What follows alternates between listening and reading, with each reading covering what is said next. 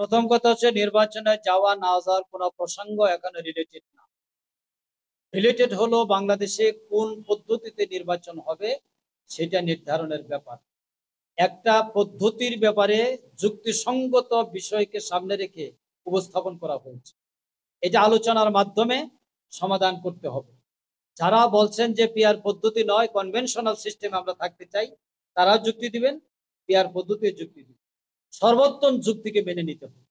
এবং এখানে কোনো আইনের ভিত্তিতে কোনো জিনিস এখন হচ্ছে না, কারণ there is no law, there is no constitutional embargo here. সুতরাং এটা সমঝোতা আলোচনা, এটাই হলো এখনকার ভিত্তি। এই ভিত্তিতে একটা ব্যবস্থা হবে বলে আমরা বিশ্বাস করি। কারণ 31টি রাজনৈতিক দলের মধ্যে 26টি রাজনৈতিক দল যখন একদিকে পন্থা অবলম্বন করে, তখন সেটা মানার মধ্যে বেশি কল্যাণ। দেখেন, একটা উদাহরণ দিলেই বুঝবেন।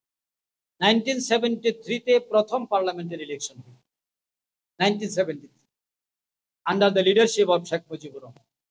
1979-এ second parliament election under the leadership of Ziaur Rahman.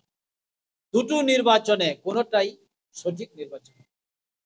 একটা নির্বাচনে রাজশাহী থেকে হেলিকপ্টার যোগে ব্যালট বক্স এনে ক্যান্টনমেন্টে ভোট গণনা করে।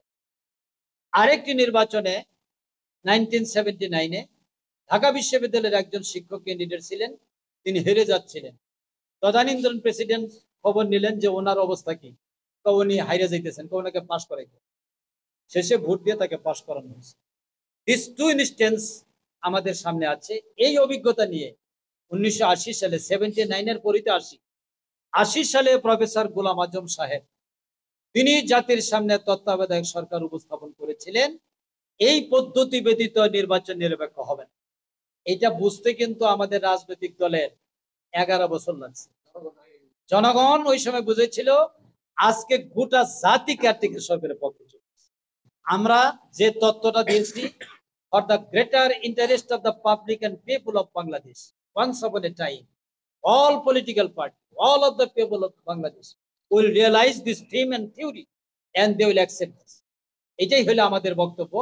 নির্বাচন হবে কি হবে না, যাব কি যাব না, এটা এর সাথে কোনো রিলেটেড প্রশ্ন নয়।